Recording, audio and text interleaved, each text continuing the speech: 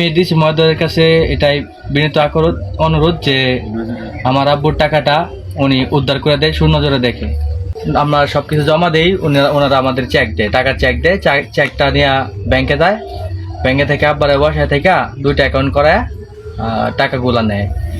উনি 2 ভাগ করার পর টাকা 2 ভাগ করে ওনার অর্ধেক ওনার ব্যাংকে ট্রান্সফার করা হয়, আর অর্ধেক আমার আব্বার অ্যাকাউন্টে ট্রান্সফার করা হয়। এসে যে এখানে সাইন করেন, লেখাপড়া জানে না, কিছুই বোঝে না, খালি বুঝাইছে, ধরায় দিছে, এখানে সাইন করেন, এতটুকুই। উনি জানে না তো কিছুই।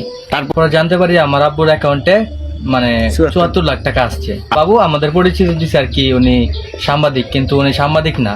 আমরা এটার ব্যাপারে এরপরে আমাদের একটা মামলা হয়, এই মামলাটা ওনার কাছে পেশ করি। উনি বলে মামলা কিছুই না, আস্তে আস্তে আমাদের কাছ থেকে আরো টাকা আত্মসাৎ করে, বলে আজকে এত কালকে এত, এইভাবে টাকা নিতে থাকে। কিন্তু এরপরে এক পর্যায়ে আমরা ভাবি যে আপনি কি কাজটা করলেন, আমাদেরকে প্রমাণ দেখান।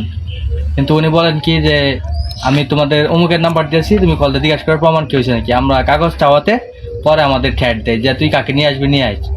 তো বৃদ্ধ হয়ে গেছে, কোনো কাজকর্ম করতে পারে না, আপাতত কৃষি কাজ করতেছে। আমার নাম হলো শহীদুল ইসলাম, বাবার নাম হলো আক্কাস আলী, চর গোবিন্দপুর। দৌড়াদৌড়ি করেছি তখন আমরা ওই যে কে বাবু মিয়া আমারে আটকাইছে। বিল ছিল 1 কোটি 59 লাখ টাকা। 74 লাখ আমার দিয়া, আর তারা 85 লাখ তারা নিয়ে লয়ে গেছে। সাহেবের কাছে এটা আবেদন যে আমি টাকাটা ফিরে পাই, আমি টাকাটা ফিরে পাইলে আমি গরিব মানুষ, বাল বাচ্চা লইয়া আমি চলতে পারবো।